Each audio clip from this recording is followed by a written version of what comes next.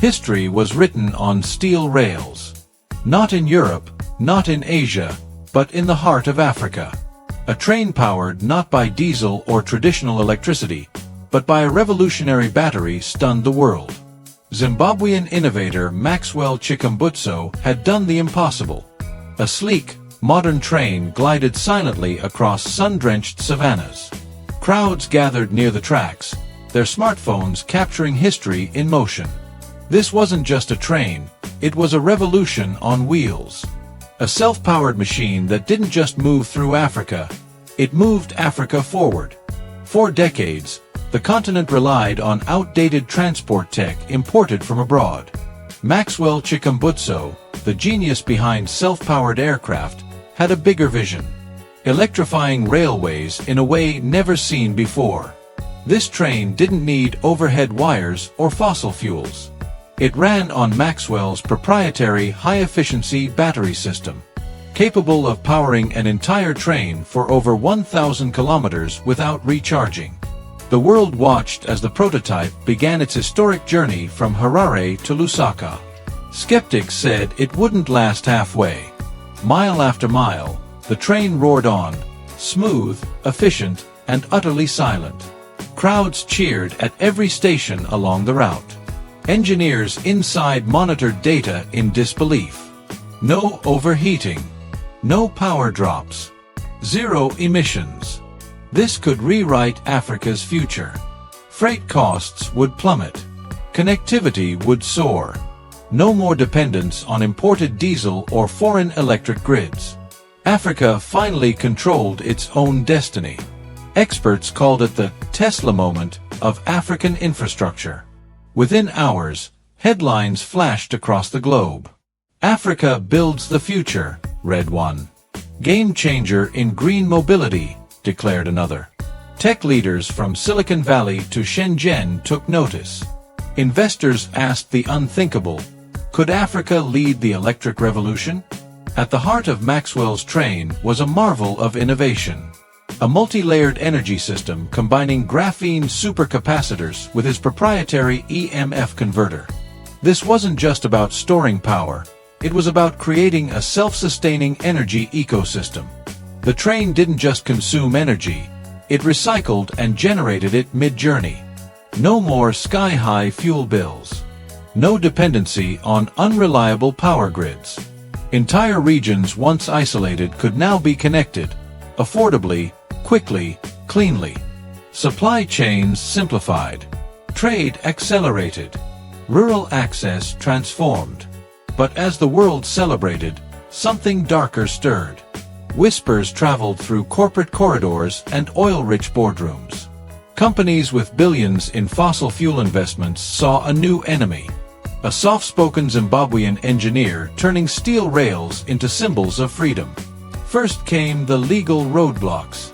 Mysterious patent claims flooded courts worldwide. Accusations of infringement, unverifiable science. Maxwell's team responded with documented blueprints, filmed demos, third-party validations. They had anticipated resistance, and they were ready. To silence critics, Maxwell did something bold. He offered the design to African governments at cost. Rwanda, Ghana, and Kenya were the first to respond. Officials signed agreements. New tracks were laid. African youth trained to build and maintain the technology. In less than a year, 3 new test tracks went live. Each proved the train worked flawlessly across different climates. For the first time, it wasn't foreign companies exporting trains to Africa. It was Africa exporting the future to the world. Videos of the whisper-quiet trains went viral. International media took notice. Did Africa just leap ahead in transport tech? Asked headlines from Tokyo to Toronto. BBC, Al Jazeera, and CNBC panels debated the implications. This wasn't just about trains. It was about who controlled the future of mobility. Germany's railway authority sent a delegation. China requested a closed-door summit. Silicon Valley startups scrambled to reverse-engineer the battery. But the most profound ripple was cultural. Across Africa, young innovators felt something new: power. From science fairs in Zambia to pitch events in Ethiopia, a generation looked inward for answers. If Maxwell could do it, why not them? Why not now? Global economists asked a deeper question. What happened when the fastest-growing continent no longer relied on oil, gas, or lithium? Maxwell's battery wasn't just clean, it was nearly infinite. It required no rare earth metals. It didn't pollute. And it could power far more than trains. The race was no longer to innovate, but to catch up.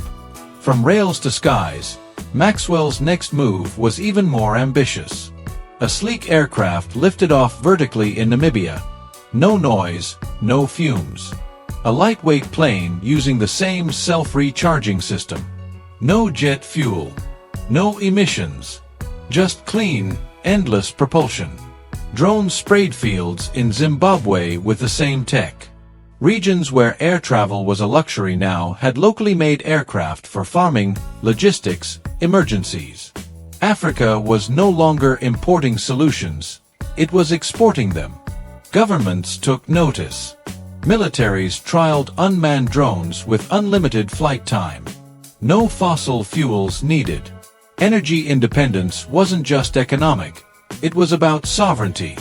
The age of war for oil was ending. An era of peace through innovation had begun. In Silicon Valley, CEOs grew uneasy. Patent filings showed Maxwell's battery outperformed Tesla's best sells. If it scales, everything changes, muttered one executive. Billions poured into American labs, but no one could replicate Maxwell's secret. A resonance system that didn't just store energy, it generated it. Global giants lined up with offers and ultimatums. Blank checks were waved. Partnerships proposed. One firm offered $20 billion for the patent. But Maxwell refused. His mission was never about money. It was empowerment. In a bold move, he called on African leaders to form the Pan-African Innovation Pact. "We will not sell our future, we will build it," he declared. The pact offered open access to the tech, free, but only for civilian, humanitarian, and educational use in Africa. The world reacted with shock. Western energy stocks tumbled. News anchors called it the African Spring of Innovation. Crowds in Nairobi, Lagos, and Johannesburg cheered as factories announced new production lines. African startups, once ignored, were flooded with funding. Universities added Maxwell's tech to engineering programs. For the first time, the question wasn't, can Africa catch up? It was, can the world keep up? Africa had done the impossible. Not just invent, not just rise, but lead. From Sudan's deserts to South Africa's railways, Maxwell's spark ignited a renaissance. A child in Uganda rode a self-powered school bus. An elderly man in Senegal charged his home with a rooftop Maxwell battery. Then came the defining moment. A self-powered aircraft lifted off from Zimbabwe, flying past the pyramids toward Rome, fuel-free. "We built this," a voice declared. "We flew this. We are the future." Maxwell Chikumbutso never asked for fame. He asked for freedom. His inventions gave Africa, and the world, a second chance. Cleaner, fairer, brighter. In every child who now dreamed of flying, his legacy lived on. The sun rose over the savannah, painting the horizon in gold and crimson. A whisper cut through the morning silence, not the growl of an engine, but the hum of history being made. Steel wheels met polished tracks as Africa's first fully electric train began its maiden voyage. This wasn't just transportation, it was liberation. Decades of reliance on foreign technology ended today. Maxwell Chikumbutso stood at the control panel, his fingers dancing across holographic displays only he fully understood. The train's battery, a labyrinth of graphene nanotubes and quantum-stabilized electrolytes, pulsed with quiet energy. Villagers along the route dropped their tools and ran toward the tracks, eyes wide. Children pointed at the silver bullet streaking past, its only sound the rustle of wind in its wake. An elder knelt in the dust, pressing his palm to the trembling earth as if witnessing a miracle. In Lagos, a tech entrepreneur watched the live stream with tears in her eyes. This changed everything. European engineers scrambled to their computers, recalculating their assumptions about African innovation. The train's interior glowed with ambient light, its seats molded from recycled ocean plastics. A young girl pressed her nose to the window, watching baobab trees blur into emerald streaks. Her mother clutched a ticket stamped with the words, Harare to Dakar, direct. No transfers. No delays. No borders. For the first time, Africa moved as one. Deep in the battery core, nanoscale turbines spun at impossible speeds, harvesting kinetic energy from every bump in the track. The system didn't just conserve power, it grew stronger with use. A French journalist aboard the train kept checking his power meter, convinced it was malfunctioning.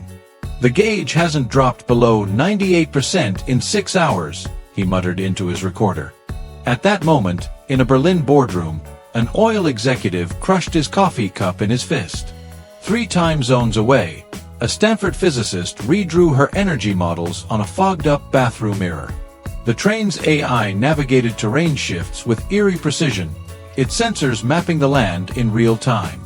It avoided a herd of migrating wildebeest before the conductor even saw them.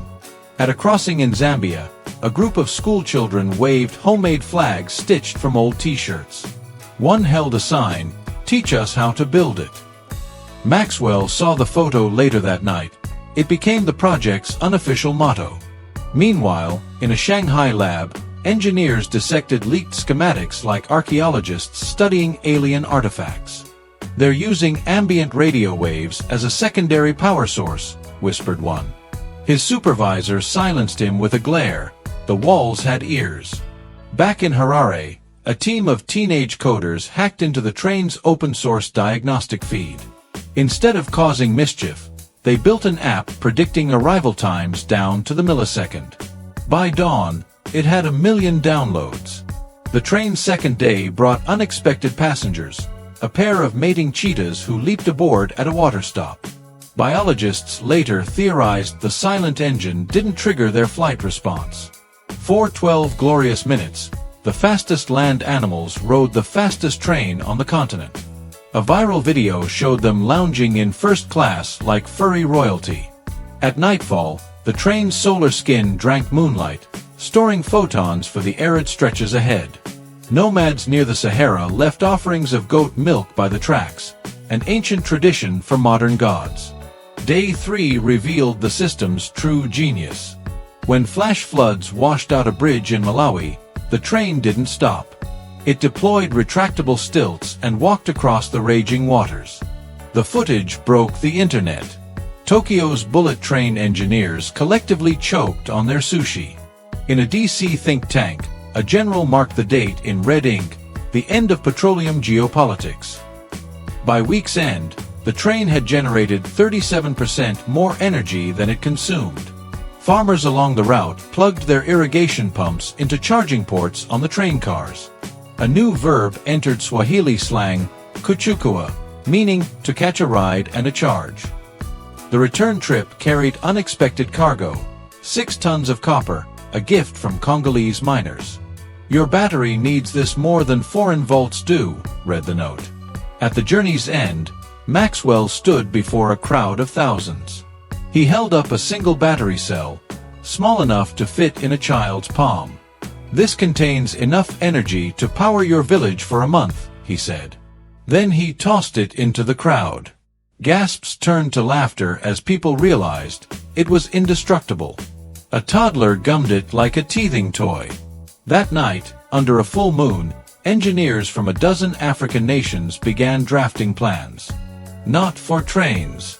For hospitals that powered themselves. For schools that lit villages. For a grid that grew stronger with every use. The revolution wasn't just moving. It was multiplying.